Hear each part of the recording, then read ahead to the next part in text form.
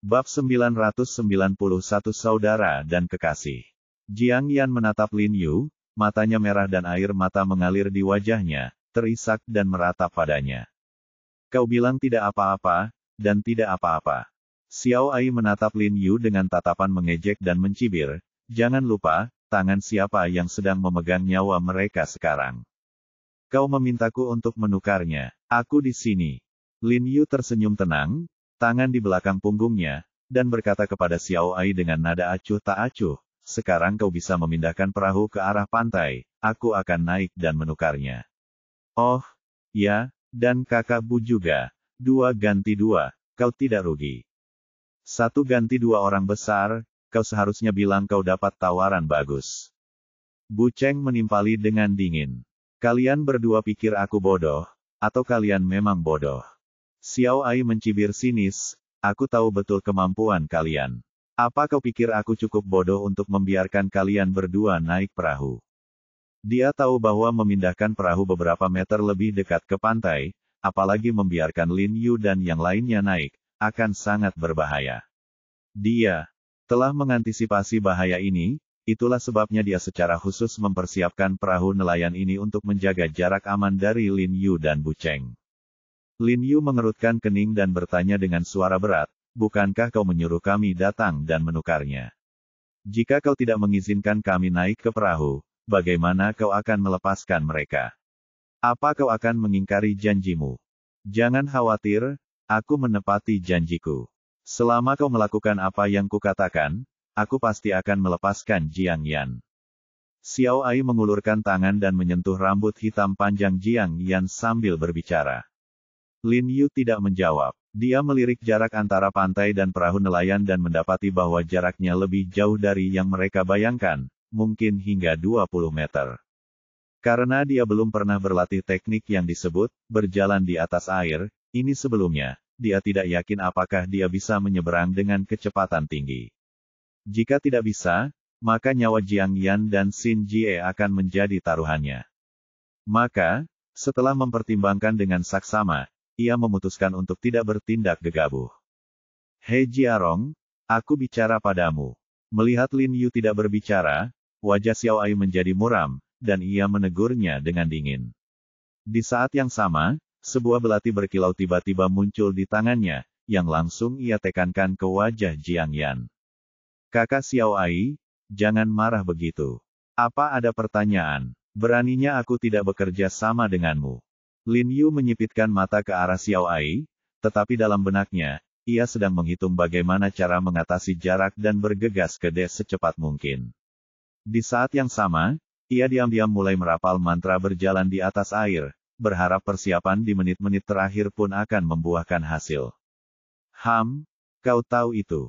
Xiao Ai mencibir, lalu mengalihkan pandangannya ke Bu Cheng dan bertanya dengan dingin kepada Lin Yu, bagaimana dengannya?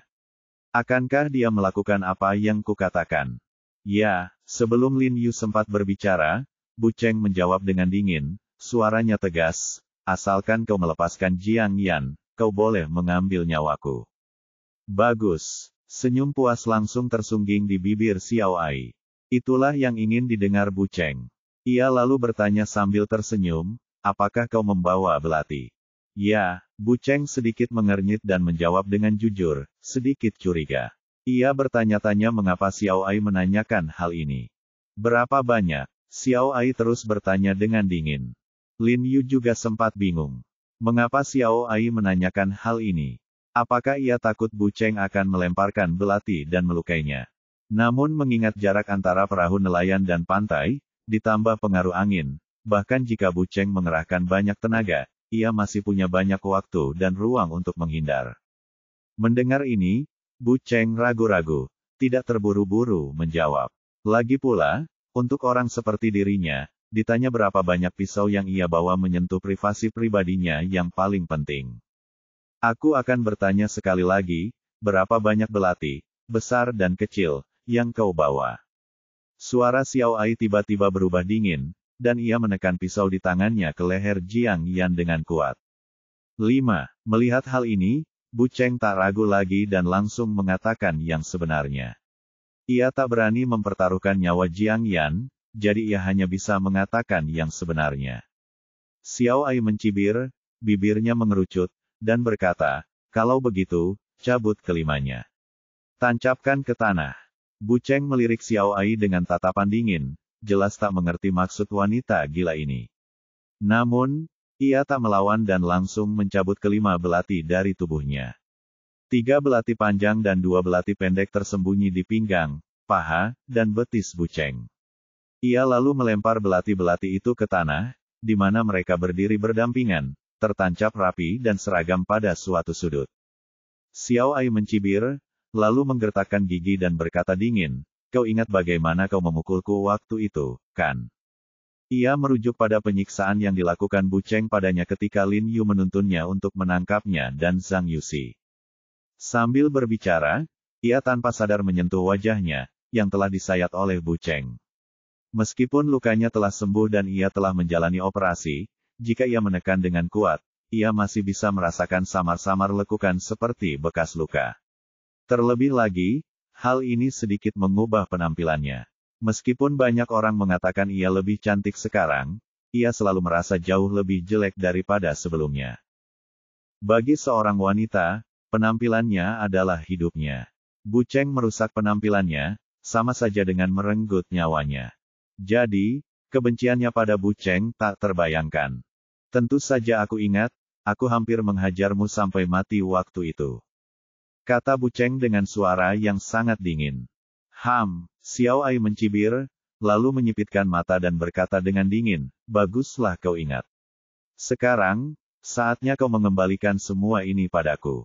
Bu Cheng mengangkat kepalanya, wajahnya benar-benar tenang. Ia bertanya-tanya trik apa yang akan dimainkan wanita ini. Apakah ia akan menembaknya di dada? He Jiarong. Xiao Ai tiba-tiba mengganti topik pembicaraan dan bertanya pada Lin Yu, apakah kau ingin menyelamatkan Jiang Yan? Lin Yu menyipitkan mata dan berkata dengan dingin, bukankah kau menanyakan pertanyaan yang sudah kau tahu jawabannya? Baiklah, jika kau ingin menyelamatkan Jiang Yan, maka kau akan mengikuti instruksiku dan mengambil belati dari tanah. Kata Xiao Ai kepada Lin Yu dengan nada agak mengejek. Lin Yu sepertinya menyadari sesuatu. Wajahnya menjadi gelap. Ia perlahan membungkuk dan mengambil belati dari tanah. Matanya terpaku pada Xiao Ai bagai kait besi, tak berkedip. Melihat Lin Yu mengambil belati itu, mata Xiao Ai tiba-tiba berkobar penuh kegembiraan. Ia menjilat bibirnya dan terkikik, kau tahu bagaimana dia memperlakukanku hari itu, kan? Aku ingin kau menggunakan pisau itu untuk menyayat wajahnya 2 kali, hahaha. Xiao Ai tak kuasa menahan tawa terbahak-bahak. Ia tahu bahwa He Jiarong menjunjung tinggi persaudaraan di atas segalanya, dan ia tahu bahwa anak buahnya pun rela berkorban demi dirinya. Jadi, melihat Lin Yu mencelakai saudara-saudaranya membuatnya merasa sangat puas, bahkan lebih puas daripada membunuh Lin Yu. Karena seseorang hanya benar-benar menderita ketika terpaksa menghancurkan apa yang paling berharga baginya. Lin Yu ragu-ragu mendengar kata-katanya. Wajahnya berubah dingin saat ia melirik Xiao Ai, matanya berkilat marah dan dingin. Apa? Kau tidak mendengarku? Atau kau terlalu pengecut untuk melakukannya? Melihat keraguan Lin Yu, Xiao Ai mencibir, lalu memutar belati di tangannya, ujungnya langsung menghujam wajah Jiang Yan. Setetes darah langsung muncul di kulit Jiang Yan yang halus dan putih, terlihat jelas di balik bilah putihnya. Mata Jiang Yan membelalak ketakutan, air mata mengalir deras di wajahnya. Ia tak berani bergerak, takut Xiao Ai akan menggaruk wajahnya karena terburu-buru. Berhenti, raut wajah Lin Yu mengeras, dan ia membentak Xiao Ai. Kalau kau tidak menebas wajah Bu Cheng, aku akan membalas dendam pada Jiang Yan. Xiao Ai tersenyum sinis, meniup wajah Jiang Yan yang cantik sambil berbicara, mendesah, wajahnya begitu cantik, sayang sekali kalau digores. Tuan, Bu Cheng tiba-tiba memanggil Lin Yu dengan dingin, dia menyuruhmu melakukannya, jadi lakukanlah. Lagi pula, aku laki-laki, penampilan seperti ini tidak berguna atau berarti bagiku, tidak ada yang perlu diragu-ragukan. Lin Yu menggenggam belati erat-erat di tangannya, bibirnya terkatup rapat, lengannya sedikit gemetar, seolah-olah sedang mengalami pergulatan batin yang hebat. Di satu sisi adalah kekasihnya, di sisi lain adalah saudaranya, ia benar-benar tak bisa memilih. Xiao Ai menatap raut wajah Lin Yu yang terluka, senyum puas tersungging di wajahnya. Ia tak terburu-buru mendesak Lin Yu, karena ia senang melihat orang lain membuat pilihan seperti itu, terutama mereka yang sangat dibencinya. Tuan, Bu Cheng memanggil Lin Yu lagi dengan suara berat, tetapi Lin Yu tetap terpaku di tempatnya. He Jiarong, kesabaranku terbatas. Kuberi kau 5 detik lagi, 5, 4, 3. Xiao Ai terkikik dan mulai menghitung mundur. Mendengar kata-katanya, mata Bu Cheng berkilat dingin. Ia tiba-tiba membungkuk, mengambil belati dari tanah, dan menerjang wajahnya. Namun, tepat ketika bilah belati itu hendak menyentuh pipinya, sebuah tangan kuat tiba-tiba mencengkeramnya, menghentikannya. Sekeras apapun ia berusaha, ia tak bisa menggerakkan belati itu sedikitpun.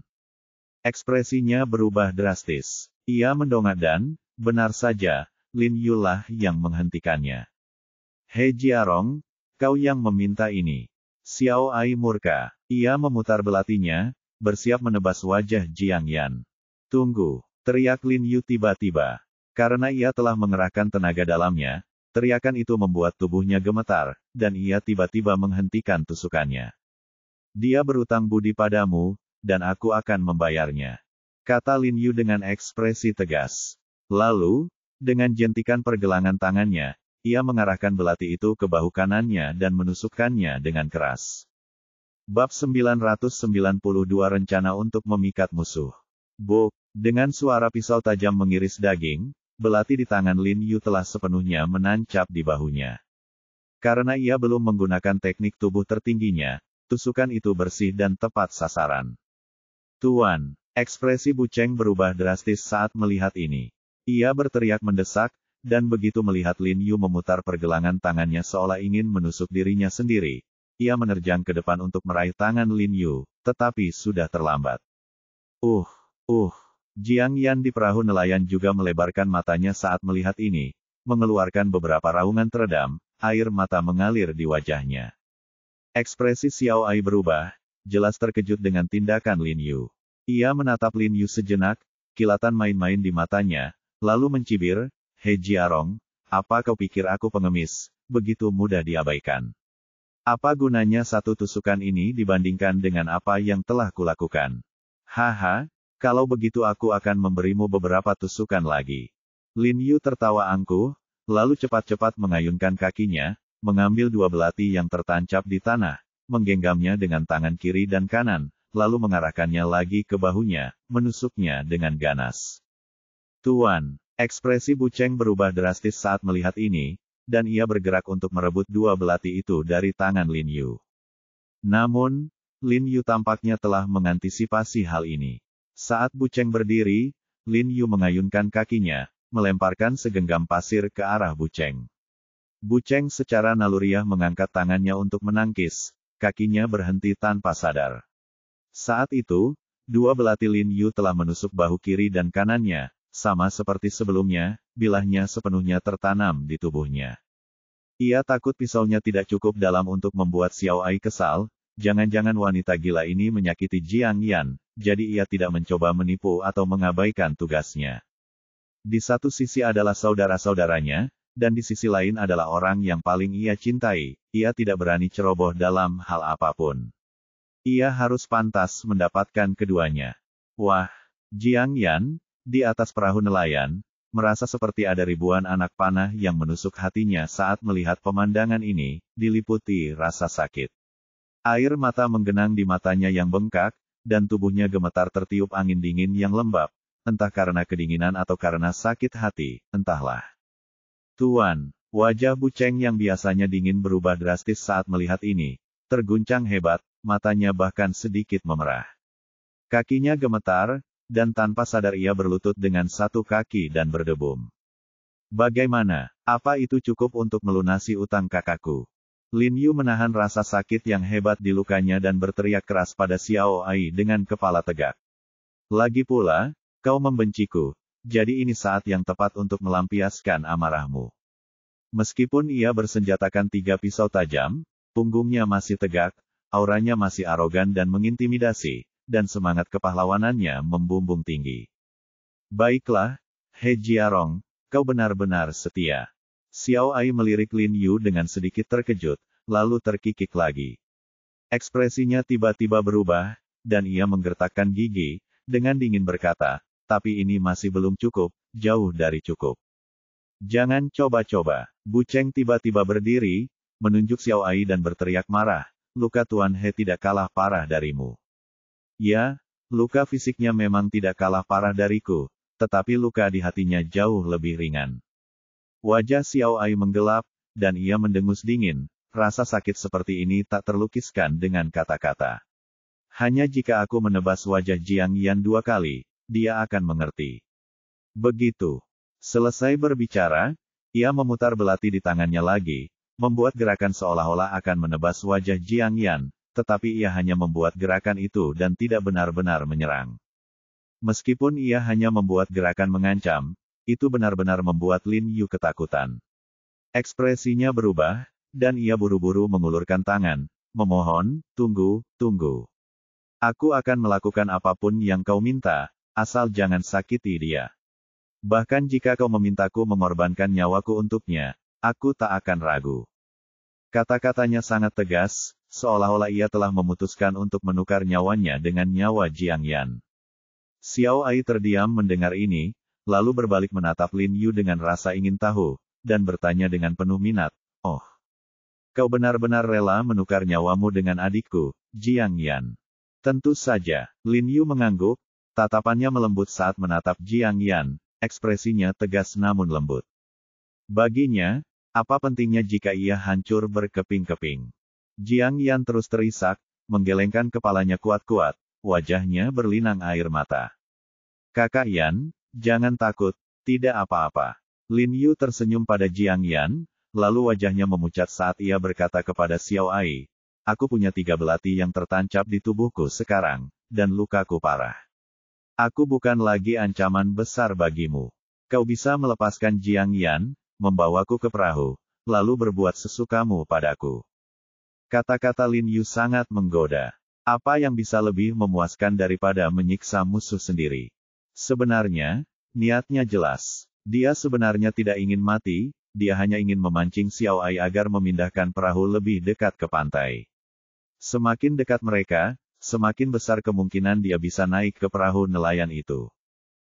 Mendengar kata-katanya, Xiao Ai terdiam, menyipitkan mata sambil menatap Lin Yu dari atas ke bawah, tampak berpikir keras. Jelas, ia juga tergoda, lagi pula, ini adalah kesempatan sekali seumur hidup untuk menyiksa Lin Yu. Apa? Aku terluka seperti ini, dan kau masih takut padaku. Lin Yu tersenyum kecut, mungkin mencoba memprovokasi Xiao Ai. Benar, Xiao Ai tersenyum, tiba-tiba setuju dengan mudah, mengangguk, meskipun kau terluka seperti ini, aku masih sangat waspada padamu. Aku akui, aku ingin membunuhmu sendiri, tetapi setelah memikirkannya, aku masih tidak berani mengambil risiko. Kenapa? Lin Yu menggelengkan kepala dan mendesah. Sejujurnya, ia memang cukup lemah. Karena kau He Jiarong, kata Xiao Ai tegas, matanya menyipit. He Jiarong, nama yang sederhana sudah cukup, karena mengandung begitu banyak. Baik itu kerjasamanya dengan Zhang Yuxi atau Zhang Yuxi yang membantu Ling Xiao menghadapi He Jiarong, ia tidak mendapatkan keuntungan apapun, faktanya, ia telah menderita kerugian yang sangat besar. Terlebih lagi, ia tahu bahwa hanya beberapa bulan yang lalu, Lin Yu, dengan 7 atau 8 orang, telah menghabisi lebih dari 20 anggota sekte Xuan Yi, langsung membunuh Rong Huan, wakil ketua sekte tersebut. Karena itu, ia tentu saja sangat waspada terhadap Lin Yu. Sebelum datang, ia telah mempersiapkan diri untuk menghindari kesempatan melawannya, karena jika mereka berhadapan langsung, ia pasti akan mati. Jadi, satu-satunya hal yang bisa ia lakukan adalah menggunakan trik yang sama seperti sebelumnya. Dan ternyata, metodenya sangat efektif. Dengan Jiang Yan di tangannya, itu setara dengan memegang tali penyelamat Lin Yu. Jika kau tidak menginginkanku di kapal dan tidak mau melepaskanku, aku tidak tahu bagaimana menukar nyawaku dengan Jiang Yan. Kata Lin Yu sambil tersenyum. Aku benar-benar tidak bisa mati sebelum Jiang Yan selamat, karena kau tidak percaya padaku, dan aku juga tidak percaya padamu. Xiao Ai mengerutkan kening dan berpikir sejenak, lalu mengangguk dan berkata, apa yang kau katakan masuk akal. Pertukaran memang seharusnya adil. Baiklah, aku akan mengizinkanmu naik ke kapal untuk menukar Jiang Yan. Mata Lin Yu berbinar ketika mendengar ini, dan ia buru-buru berkata, kalau begitu cepat dan gerakkan perahunya. Sambil berbicara, ia melirik jarak antara perahu nelayan dan pantai, yakin bahwa jika perahu nelayan itu bergerak maju 4 atau 5 meter lagi, ia akan bisa berjalan di atas ombak dan bergegas ke dek perahu nelayan. Kenapa kau terburu-buru? Aku belum selesai bicara, kata Xiao Ai dengan senyum penuh arti. Aku bisa mengizinkanmu naik ke kapal, tapi hanya jika kau juga menusuk dirimu sendiri dengan 2 belati lainnya, dan kali ini, di tulang rusukmu. Tuan, kau tidak bisa. Wajah Bu Cheng berubah drastis setelah mendengar ini. Ia tahu bahwa jika kedua belati itu menusuknya, itu bukan hanya masalah cedera. Paru-paru Lin Yu akan rusak, dan ia tidak akan bisa bernapas. Kalaupun tidak mati, dia pasti lumpuh. Wajah Lin Yu pun memucat mendengar kata-kata Xiao Ai. Dia tak menyangka wanita ini begitu kejam. Sebenarnya, dia telah menjebak Xiao Ai, tapi Xiao Ai juga sedang menjebaknya. Saat itu, Jiang Yan juga menggelengkan kepalanya kuat-kuat ke arah Lin Yu, memberi isyarat agar dia tidak melakukan hal bodoh. Apa? Kau tidak akan mati. Lagi pula kau akan mati jika jatuh ke tanganku, jadi apa bedanya jika aku menusukmu beberapa kali sebelumnya? Xiao Ai bertanya pada Lin Yu sambil tersenyum. Atau kalian semua pembohong, dan janjimu untuk menukar nyawamu dengan Jiang Yan hanya omong kosong. Dia terkikik lagi, lalu menoleh ke Jiang Yan dan berkata, Jiang Yan, lihat. Aku telah mengungkap sifat asli pria ini untukmu. Karena dia tidak akan menyakiti dirinya sendiri, aku terpaksa menyakitimu. Kuharap kau tidak menyimpan dendam padaku, kau seharusnya membenci bajingan ini. Mendengar ini, Jiang Yan tidak menunjukkan rasa kesal. Sebaliknya, ekspresinya menjadi sangat tegas, dan ia mengangguk penuh semangat kepada Lin Yu. Ia tak pernah meragukan perasaan Lin Yu padanya. Ia tahu Lin Yu sungguh rela mati untuknya, dan tentu saja, ia juga rela mati untuk Lin Yu. Aku janji. Lin Yu tiba-tiba menjawab Xiao Ai dengan suara berat, lalu tersenyum tenang dan berkata dengan acuh tak acuh, kau benar. Karena kita semua toh akan mati, apa gunanya beberapa tusukan lagi di tubuh kita?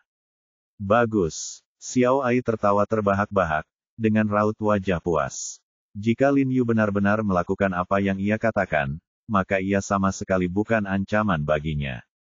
Ia lalu bertepuk tangan, memuji Lin Yu, dan memberi isyarat agar Lin Yu pergi, sambil berkata, kalau begitu, Tuan He, jangan buang-buang waktu semua orang. Tuan, jangan, kata Bu Cheng kepada Lin Yu dengan ekspresi muram, bagaimana jika dia tidak melepaskan Jiang Yan? Tidak, targetnya adalah aku.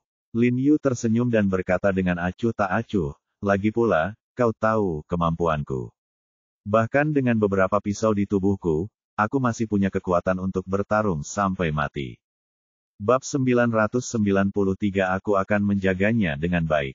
Sambil berbicara, Lin Yu diam-diam mengedipkan mata pada Bu Cheng. Di saat yang sama, memanfaatkan kesempatan untuk menggeser tubuhnya agar kepala Bu Cheng menutupi wajahnya, ia berbisik kepada Bu Cheng, hentikan aku. Bekerja samalah denganku. Setelah menyadari gerakan bibir Lin Yu, Bu Cheng sedikit terkejut, seolah-olah tidak mengerti maksud Lin Yu untuk sesaat. Saudara Bu, setelah aku membebaskan Jiang Yan, kau harus melindunginya dengan baik untukku. Ingat, bawa dia dan segera pergi dari sini. Teriak Lin Yu lagi kepada Bu Cheng, sambil mengedipkan mata padanya dengan halus. Begitu selesai berbicara, Lin Yu melesat keluar dan dengan lincah meraih 2 belati yang tersisa dari tanah. Tuan, jangan. Bu Cheng juga bergegas menghampiri Lin Yu, mencengkeram lengannya erat-erat dengan kedua tangannya, menatap Lin Yu dengan heran, dan bertanya dengan suara rendah, Tuan, apakah aku melakukan hal yang benar? Sebenarnya, bahkan jika Lin Yu tidak berbicara, ia pasti akan menghentikan Lin Yu, tetapi ia tidak tahu apa yang dimaksud Lin Yu dengan bekerja sama. Lin Yu mengangguk pelan, lalu berteriak, Kakak Bu, jangan hentikan aku. Aku tak bisa membiarkan apapun terjadi pada Kakak Yan. Ia mengayunkan tangannya dengan kuat, mencoba melepaskan diri dari tangan Bu Cheng, tetapi tangan Bu Cheng seperti penjepit besi, mencengkeram lengannya erat-erat dan tak mau melepaskannya. Tidak, Tuan, aku tak bisa membiarkanmu melakukan ini. Bu Cheng berkata dengan suara berat, aku akan menukar nyawaku dengan nyawa Jiang Yan. Kakak Bu, lepaskan, teriak Lin Yu dengan marah, kau bahkan tak mendengarkanku.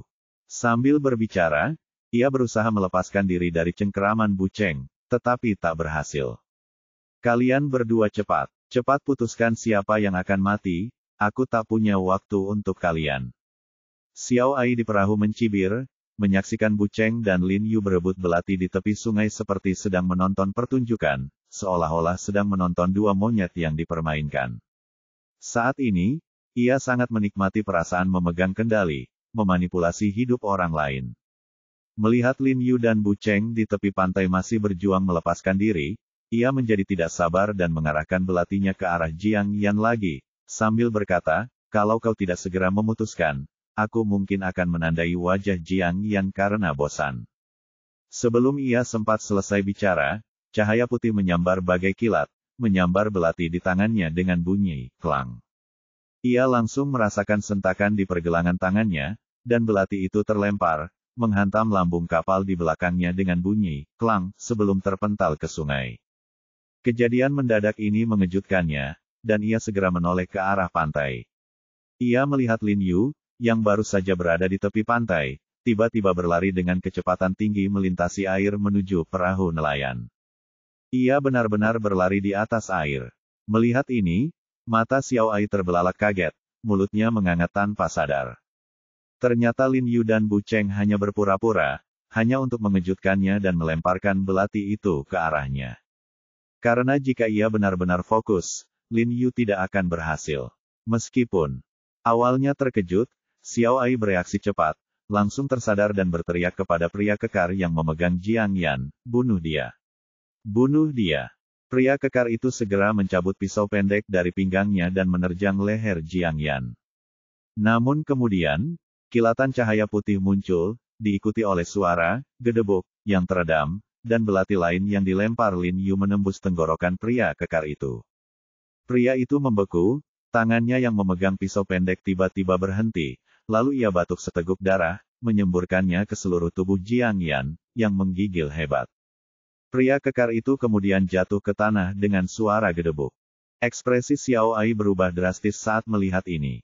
Tanpa sepatah kata pun, ia mencabut tusuk rambut tajam dari rambutnya, lalu mendorong dengan kakinya, melompat ke udara dan menyerbu Jiang Yan. Tusuk rambut itu diarahkan langsung ke tenggorokan Jiang Yan. Ekspresi Lin Yu juga berubah drastis. Saat itu, ia telah kehilangan momentumnya, dan betisnya sudah berada di dalam air. Untungnya, ia sudah sampai di perahu nelayan. Ia menghentakkan kakinya dengan keras, meraih rantai yang tergantung di perahu, dan melompat ke atas. Ia mendorong dengan jari kakinya, memanfaatkan pagar di luar dek, dan menerjang Xiao Ai secepat kilat. Bersamaan dengan itu, ia mencabut belati dari bahu kirinya dan menghantam Xiao Ai dengan kekuatan yang luar biasa. Xiao Ai sudah sampai di Jiang Yan, tetapi saat itu, ia tiba-tiba merasakan tekanan yang luar biasa di sisinya.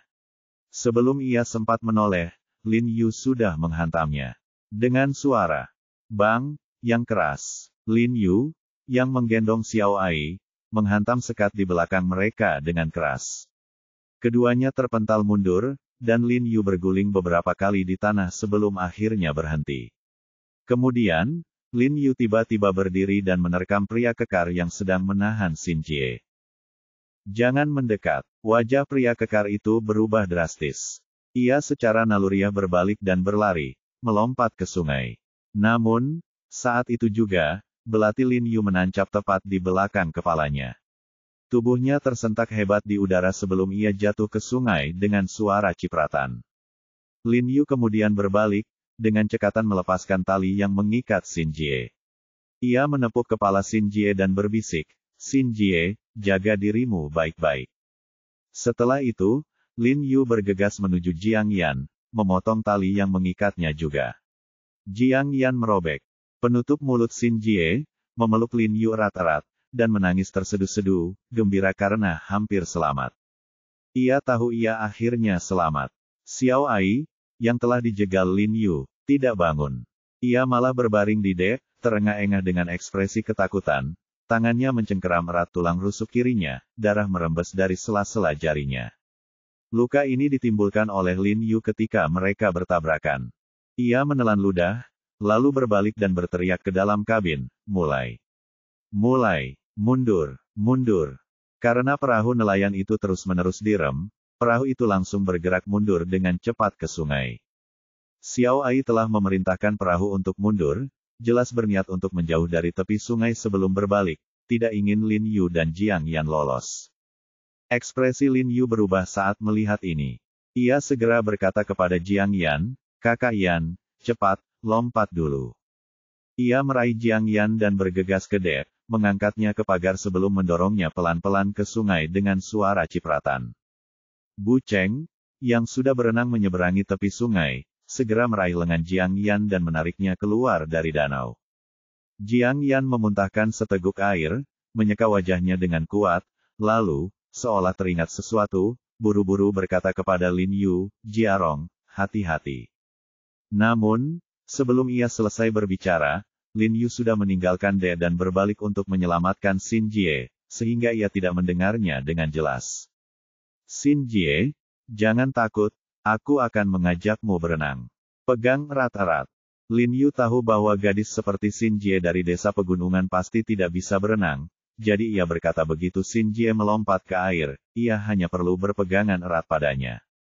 Begitu selesai berbicara, Lin Yu langsung meraih keras Xin Jie, berbalik, dan berlari ke tepi dek, berpura-pura melompat bersama Xin Jie seperti sebelumnya. Namun, tepat saat ia hendak mencapai pagar dek, ia tiba-tiba merasakan nyeri yang tajam di tangannya, seperti digigit nyamuk.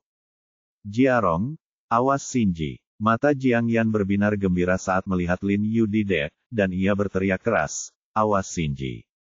Sebenarnya, itulah yang ingin ia katakan ketika pertama kali melihat Lin Yu, tetapi karena mulutnya tersumpal, ia tidak bisa bicara.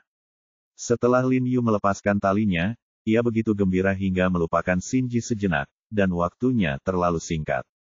Ia baru saja memeluk Lin Yu ketika perahu mulai bergerak, dan Lin Yu melemparkannya ke laut. Saat ia berteriak tadi, angin di sungai terlalu kencang, sehingga suaranya agak teredam, dan Lin Yu awalnya tidak mendengarnya. Tapi itu tidak masalah, jika ia tidak mendengarnya saat itu, ia pasti akan mendengarnya sekarang. Maka Jiang Yan berteriak keras ke arah Lin Yu di dek, mengingatkannya untuk berhati-hati terhadap Xin Ji. Namun, ia tiba-tiba menyadari bahwa tubuh Lin Yu telah berhenti setelah bergegas ke pagar dek, dan ia tidak bergerak lebih jauh. Ia buru-buru berteriak, "Jiarong, lompat! Lompat!" Lin Yu melirik Jiang Yan, dan merasakan energi spiritualnya melonjak dan bergejolak di dalam dirinya, dan ia merasa pusing dan lemas di kakinya. Tanpa sadar ia menoleh dan melihat Xin Ji memegang jarum suntik tipis di tangannya, jarumnya sudah tertancap di lengan yang dipegangnya. Saat itu, Xin Ji tersenyum pada Lin Yu, dan ia, yang belum pernah berbicara sebelumnya, berkata kepada Lin Yu dengan suara lantang, "Ayah Baptis, terima kasih telah menyelamatkanku." Ketika Lin Yu melihat Xin Jie benar-benar berbicara, raut wajahnya tiba-tiba berubah, dan ia tahu ia telah ditipu. Ia bertanya dengan suara berat, siapa kau sebenarnya?" Saat berbicara, kakinya mulai goyang tak terkendali, dan ia merasa kelopak matanya terasa sangat berat. Kemudian matanya terpejam, dan ia jatuh ke dek dengan suara gedebuk. "Jiarong, Jiarong." Jiang Yan, melihat pemandangan ini di sungai, langsung memucat dan berteriak ketakutan ke arah perahu nelayan itu pergi, sambil berenang dengan panik ke arahnya. Pada saat itu, sosok kecil Xin Jie tiba-tiba muncul di dek.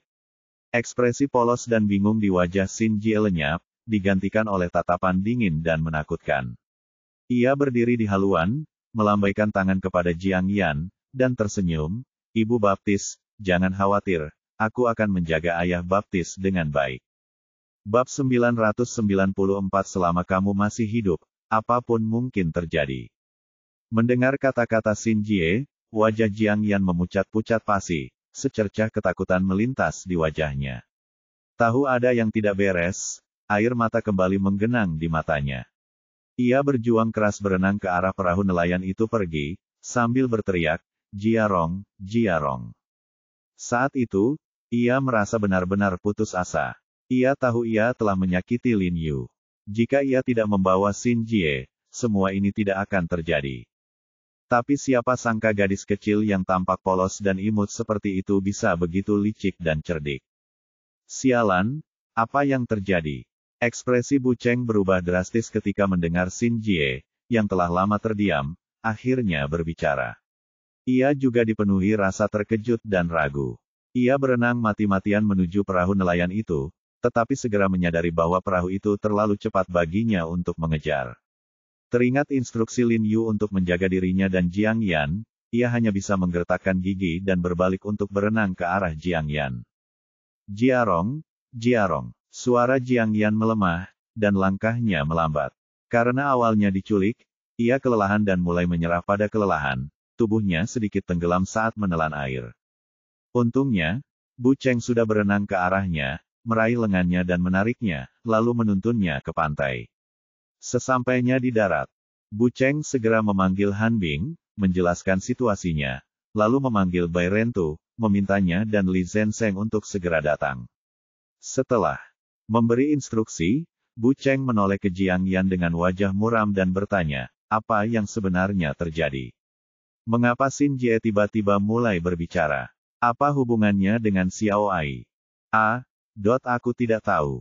Kata Jiang Yan serak, air mata mengalir di wajahnya, menatap cakrawala di kejauhan tempat perahu nelayan itu menghilang, wajahnya dipenuhi keputusasaan.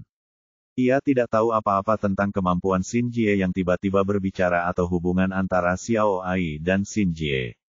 Lalu mengapa Anda memperingatkan Tuan Bu untuk berhati-hati terhadap Xin Jie? Bu Cheng mengerutkan kening, ekspresinya penuh kecurigaan. Karena aku curiga penculikanku ada hubungannya dengan Xin Jie. Jiang Yan mendengus, raut wajahnya tampak sedih, lalu menceritakan kejadian yang menyebabkan penculikannya di mal kepada Bu Cheng. Ia melihat gaun yang disukainya dan pergi ke ruang ganti untuk mencobanya. Xin Jie berlari menghampiri, memegang gaun lain di tangannya, melambaikannya agar Jiang Yan mencoba. Sepertinya ia ingin Jiang Yan mencoba gaun itu, yang memiliki aroma samar dan aneh. Jiang Yan tersenyum dan menyuruhnya menunggu, tetapi tiba-tiba, ia merasa pusing dan goyah, tidak mampu berdiri. Ia jatuh ke sofa dan pingsan. Seketika ia kehilangan kesadaran, Xin Jie bergegas menghampiri dengan panik untuk memeluknya, tetapi ketika Jiang Yan pingsan, senyum aneh muncul di bibir Xin Jie. Ketika ia terbangun lagi, ia dan Xin Jie diikat di kabin. Sejak saat itu, ia diam-diam waspada terhadap Xin Jie. Meskipun ia tidak tahu persis apa yang terjadi, ia merasa bahwa Xin Jie tidak biasa dan Xin Jie mungkin telah menggunakan gaun itu untuk membiusnya. Inilah mengapa awalnya ia ingin memperingatkan Lin Yu bahwa Xin Jie mencurigakan. Sayangnya, peringatannya datang terlambat. Sialan. Bu Cheng mengumpat dingin, wajahnya pucat pasi. Xin Jie ini pasti bersekongkol dengan Xiao Ai. Sepertinya dia sudah merencanakan ini sejak awal. Memikirkan bom waktu yang terus berdetak di rumah mereka, Bu Cheng merasakan hawa dingin menjalar di punggungnya. Jika Xin Jie ingin mencelakai Jiang Yan dan yang lainnya, itu akan sangat mudah. Tapi sekarang sepertinya target utama Xin Jie adalah Lin Yu, itulah sebabnya dia tidak menampakkan diri selama ini. Harus diakui bahwa Xin Jie sangat pandai bersembunyi, bahkan dia dan Bai Rentu, yang sangat waspada, tertipu. Lagi pula, siapa yang akan menduga bahwa seorang gadis kecil yang naif bisa menjadi ancaman seperti itu? Ini semua salahku, ini semua salahku. Jiang Yan tiba-tiba menangis, suaranya dipenuhi dengan rasa bersalah yang tak berkesudahan. Semua ini salahnya karena bersikeras mengadopsi gadis kecil itu. Seandainya dia mendengarkan ibunya, semua ini tidak akan terjadi. Ini bukan salahmu. Bahkan kami pun tidak menyadari ada yang salah dengannya, jadi bagaimana mungkin kau melakukannya?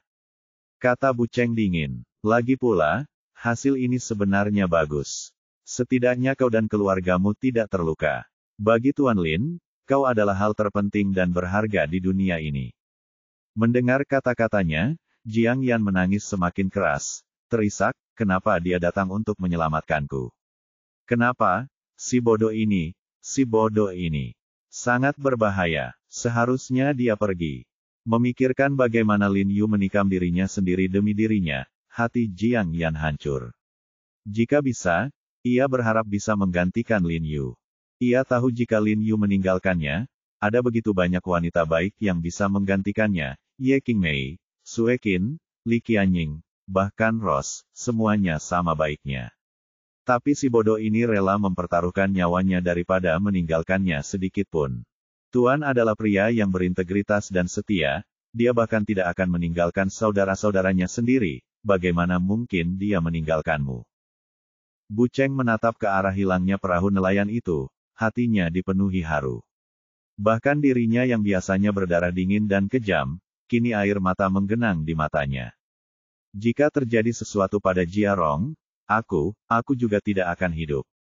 Jiang Yan meratap pilu. Ini salahku, ini salahku. Seandainya kau tidak mengadopsi Xin Jie, dia pasti sudah menemukan cara lain untuk mendekatimu, dan situasinya mungkin akan lebih buruk. Bu Cheng menoleh tajam untuk menghibur Jiang Yan. Dia mungkin akan menyakiti lebih banyak orang. Meskipun mereka sudah menangkap Tuan, setidaknya dia masih hidup. Kau dan aku sama-sama tahu kemampuannya. Selama dia masih hidup, segalanya mungkin. Sambil mengatakan ini, Bu Cheng tanpa sadar membusungkan dadanya, tiba-tiba merasa percaya diri dan bangga. Ini bukan bualan, dalam benaknya, orang yang mampu membunuh Lin Yu bahkan belum lahir.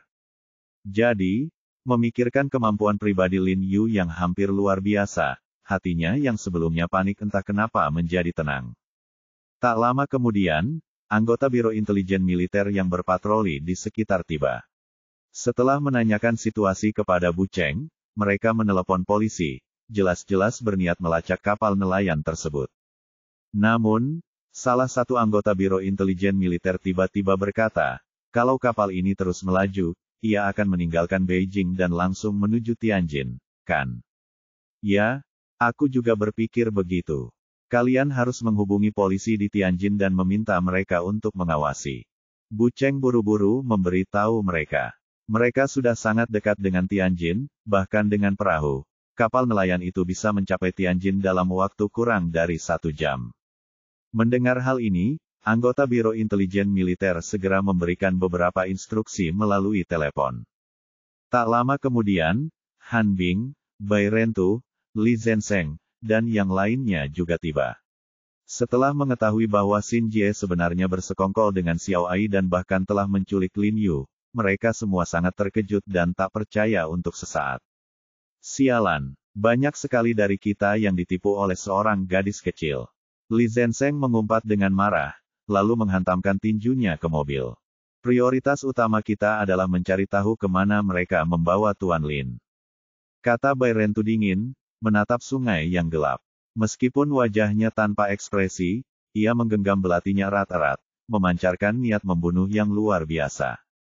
Aku akan segera memberitahu Direktur Yuan dan menyuruhnya mengirim beberapa regu ke Tianjin malam ini untuk pencarian dan penyelamatan. Kata Han Bing dengan suara berat, berniat pergi ke Tianjin untuk mencari Lin Yu semalaman.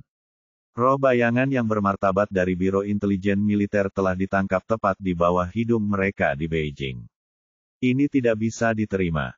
Mereka akan menjungkirbalikkan Tianjin untuk menyelamatkan Lin Yu. Aku juga ikut, kata Bu Cheng dingin. Aku juga, kata Bai Rentu dengan suara rendah. Aku juga ikut denganmu, kata Li Zhensheng buru-buru. Li Tua, kau harus tinggal di rumah, kata Bu Cheng dengan suara rendah. Suasana hati Jiang Yan sedang buruk. Panggil King Mei dan hibur dia dulu. Setelah dia tenang, bawa dia pulang. Ingat untuk mengarang kebohongan agar paman dan bibimu tidak khawatir. Li Zhensheng melirik Jiang Yan yang patah hati di sampingnya, menggertakkan gigi, dan berkata, baiklah, kalau begitu kalian berdua pergi duluan. Hati-hati. Jangan khawatir. Bu Cheng dan Bai Rentu mengangguk, lalu dengan gesit masuk ke mobil. Jiang Yan, ayo pulang. Li Zhensheng mendesah pelan, mengepalkan tinjunya, dan berbisik, "Jangan khawatir, Tuan Lin sungguh pahlawan, dia pasti akan baik-baik saja." Meskipun mengatakan ini, ia tetap mengkhawatirkan Lin Yu. Ia mengepalkan tinjunya dan menatap sungai yang tak berujung. Sementara itu, Lin Yu yang tak sadarkan diri telah diseret ke dalam kabin oleh Xiao Ai dan Xin Jie. Xin Jie mengeluarkan kabel baja khusus dari kabin dan mengikat Lin Yu erat-erat. Tekniknya sangat terampil, menunjukkan bahwa ia telah melakukan pekerjaan seperti ini berkali-kali sebelumnya. Xiao Ai menemukan kotak P3K dan mengobati lukanya dengan obat-obatan, kain kasa, dan perban. Ia menatap dingin wajah Lin Yu dan berkata dengan suara rendah, "Aku benar-benar tidak menyangka dia bisa muncul langsung dari sungai." Mengingat adegan Lin Yu berjalan di atas air, Xiao Ai masih sangat terkejut. Ia tahu Lin Yu kuat, dan untuk berjaga-jaga, ia sengaja menjaga jarak perahu nelayan sejauh 20 meter dari pantai. 20 meter. Bahkan seekor ikan pun butuh beberapa detik untuk berenang menyeberang, tetapi Lin Yu berjalan di danau seolah-olah permukaannya datar, mencapai perahu dalam sekejap mata. Sungguh mengerikan. Kalau kau tanya aku, kita harus membunuhnya saja. Xin Jie menyeringai, sedikit kebencian terpancar di matanya. Tubuhnya yang mungil, dipadukan dengan kekejamannya yang khas orang dewasa, membuatnya tampak sangat menakutkan, membuat bulu kuduk merinding. Xiao Ai tak kuasa menahan diri untuk melirik Xin Jie, si aneh ini, dan tertawa, "Jangan khawatir, begitu dia bertemu orang-orang yang perlu dia temui, kau bisa membunuhnya dengan tanganmu sendiri. Kau anak baptisnya, dia seharusnya lebih bahagia jika kau melepaskannya." Begitu dia selesai berbicara, dia dan Xin Jie tidak dapat menahan tawa bersama. Tawa mereka membawa kualitas jahat dan menakutkan yang tak terlukiskan. Bab 995 Liji. Perahu nelayan itu berlayar menyusuri sungai dan segera memasuki wilayah Tianjin. Xiao Ai bangkit dan masuk ke kabin, berganti pakaian bodysuit hitam, dan mengenakan jubah hitam. Lalu ia berkata kepada Xin Jie, "Pakaianmu ada di dalam, masuk dan ganti baju." Xin Jie mengangguk, lalu masuk dan berganti pakaian juga. Ia keluar dengan pakaian yang sama dengan Xiao Ai, dan juga mengenakan jubah hitam. "Bagaimana kalau kuputus uratnya dulu, agar dia tidak lari saat bangun?" kata Xin Jie dingin, matanya menyipit. Dosis ramuan tidur itu mungkin efektif untuk orang lain dalam jangka panjang, tapi mungkin tidak untuknya, lagi pula, dia seorang dokter. Dan akhir-akhir ini, aku tahu dia tahu beberapa metode yang tidak lazim. Setelah dipenjara oleh Biro Intelijen Militer selama 2 atau 3 bulan, dia bahkan lebih kuat sekarang, jadi kita harus berhati-hati. "Kak, kau benar-benar kesulitan beberapa hari terakhir ini," kata Xiao Ai sambil tersenyum. "Berpura-pura menjadi putri seseorang selama hampir setengah tahun, dan tidak bisa bicara sama sekali, aku tidak mungkin melakukan itu." Meskipun suara Xin Jie terdengar seperti anak kecil, tidak jauh berbeda dengan identitasnya, Xin Jie tahu bahwa jika ia bisa bicara, Lin Yu akan banyak bertanya padanya, dan jika ditanya terlalu banyak, ia pasti akan ketahuan. Jadi ia hanya berpura-pura bisu dan juga berpura-pura tidak bisa menulis, agar ia bisa lolos dari banyak hal. Inilah alasan utama mengapa ia tidak ketahuan begitu lama. Apalah arti sedikit kesulitan dibandingkan dengan menangkapnya? Xin Jie terkekeh meremehkan, lalu berjalan menghampiri Lin Yu dan dengan cepat mencabut belati dari bahunya, jelas berniat untuk melumpuhkan uratnya. Namun, tepat ketika ia menemukan pergelangan tangan Lin Yu dan bersiap untuk menyerang, Lin Yu tiba-tiba bergerak dan perlahan membuka matanya. Xiao Ai sedikit terkejut, lalu berseru kaget, "Oh, Tuan He, Anda sudah bangun." Xin Jie benar, efek obat mereka tidak akan bertahan lama pada Lin Yu, dan tindakan Xin Jie yang tiba-tiba mencabut belati itu jelas membuatnya gelisah, membuatnya terbangun lebih awal. Lin Yu menggelengkan kepalanya, lalu berbalik dan melihat Xin Jie berdiri di sampingnya. Ekspresinya langsung berubah, dan ia mencoba bangkit, tetapi sebelum sempat, ia jatuh ke tanah dengan bunyi gedebuk. Baru kemudian ia menyadari bahwa tangan dan kakinya terikat erat dengan tali baja yang sangat kuat dan tahan lama. Lin Yu menggelengkan kepalanya dan tersenyum tak berdaya, menatap Xin Jie yang memegang pisau di sampingnya. Ia merasakan keganjilan yang kuat dan bertanya dengan ragu, aku benar-benar tidak pernah menyangka kau bersekongkol dengan Xiao Ai. Terima kasih atas penegasanmu, Ayah Baptis. Xin Jie menyeringai pada Lin Yu, wajahnya penuh dengan kesombongan, lalu berkata sambil tersenyum, mereka semua bilang kau sulit dihadapi, tapi sekarang sepertinya kau tidak seburuk itu. Itu karena aku tidak pernah menyangka putri baptisku sendiri akan melawanku.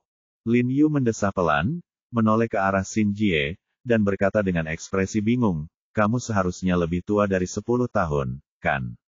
Tapi tulangmu jelas-jelas tulang anak 10 tahun, hanya saja kamu berkembang sedikit lebih cepat. Ketika dia menyelamatkan Xin Jie, dia terpaksa menyentuh tubuhnya dan merasa tulangnya sudah sekitar 10 tahun, jadi dia tidak terlalu memikirkannya saat itu.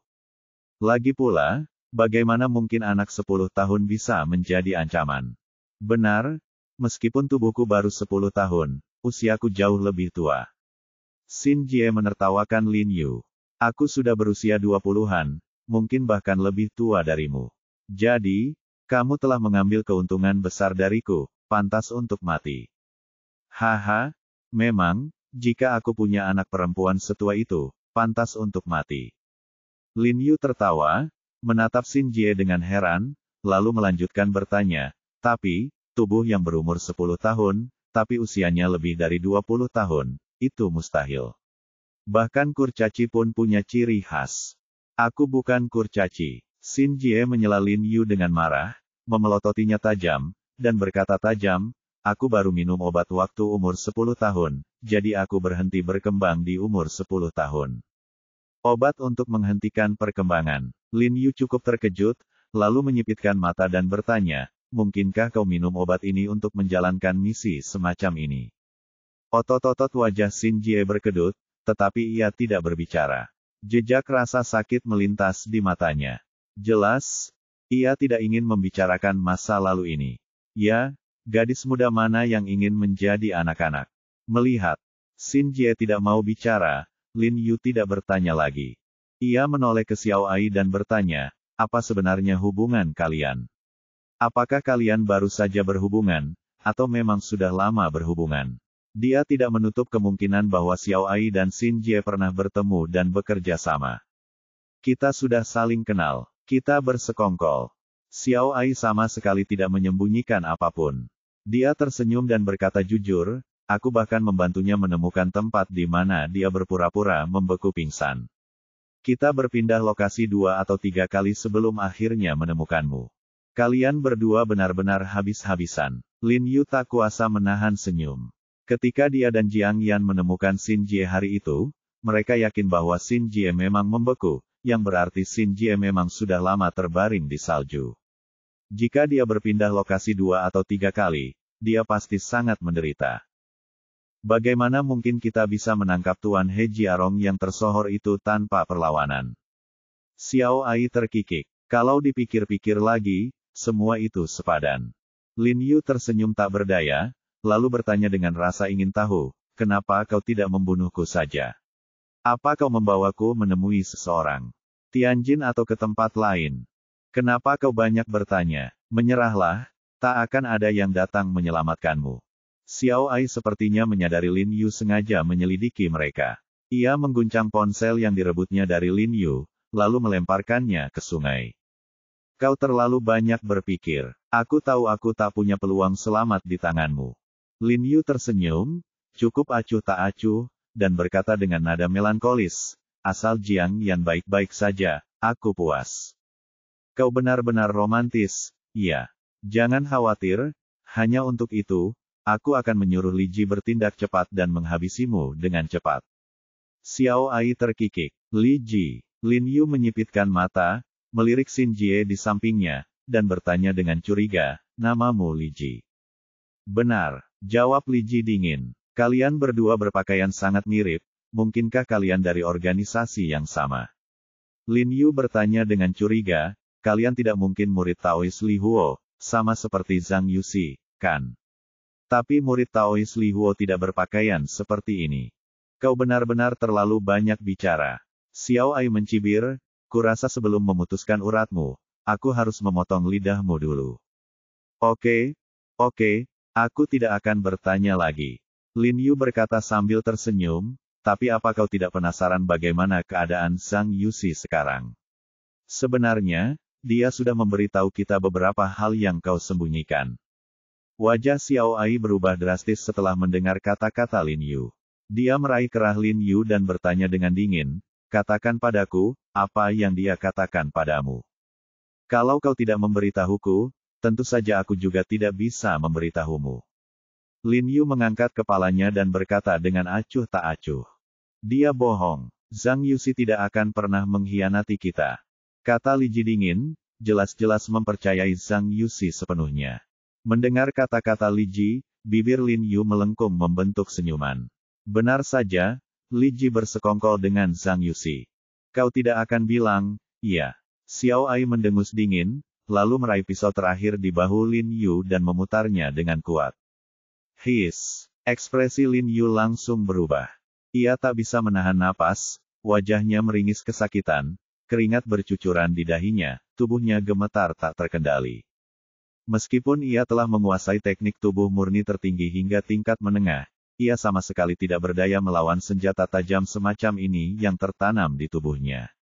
Bagaimana? Bibir Xiao Ai melengkung membentuk seringai dendam saat ia berbisik, masih tidak mau bicara. Hahaha, Lin Yu tiba-tiba tertawa terbahak-bahak, menyipitkan mata ke arah Xiao Ai sambil berkata, enak sekali lagi, berikan yang terbaik. Ekspresi Xiao Ai mengeras mendengar kata-katanya, dan ia mengumpat tajam, kau cari mati. Setelah itu, ia mencengkeram belati di bahu Lin Yu dengan kedua tangan dan mulai memutarnya dengan keras. Belati itu berputar dan berputar di dalam dagingnya, tetapi tawa Lin Yu semakin keras.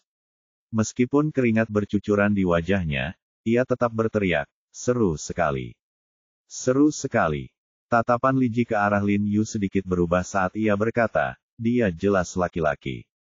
Setelah aku memutuskan uratnya, mari kita lihat apakah dia masih akan tertawa. Begitu. Selesai berbicara, Li Ji memutar belati di tangannya dan melangkah ke arah Lin Yu, meraih kakinya lalu mulai menarik celananya. Karena celana Lin Yu telah diikat di dalam selama proses pengikatan, Li Ji kini perlu meluangkan waktu untuk menarik atau merobek celananya agar lebih mudah baginya untuk memotong tendon Achillesnya dengan tepat. Tawa Lin Yu tiba-tiba berhenti. Ia menyipitkan mata ke arah Li Ji di kakinya, kilatan dingin di matanya. He Jiarong, bagaimana rasanya berada di bawah belas kasihan seseorang? Xiao Ai tertawa penuh kemenangan melihat ekspresi Lin Yu. Bersamaan dengan itu, ia mengeluarkan pisau pendek dari pinggangnya dan berkata, ayo, biarkan aku memotong tendonmu dulu, agar kau bisa merasakan bagaimana rasanya menjadi orang tak berguna. Sambil berbicara, ia meraih lengan Lin Yu, pura-pura menyayatnya. Tut, tut, tut. Saat itu, beberapa siulan pelan dan aneh terdengar dari pantai. Ekspresi Xiao Ai dan Li Ji langsung berubah, dan mereka saling berpandangan. Kita sampai. Ayo, bawa dia turun dari kapal dulu. Kedua pria itu menyimpan belati dan pedang pendek mereka, lalu mengangkat Lin Yu satu demi satu dan membawanya keluar dari kabin.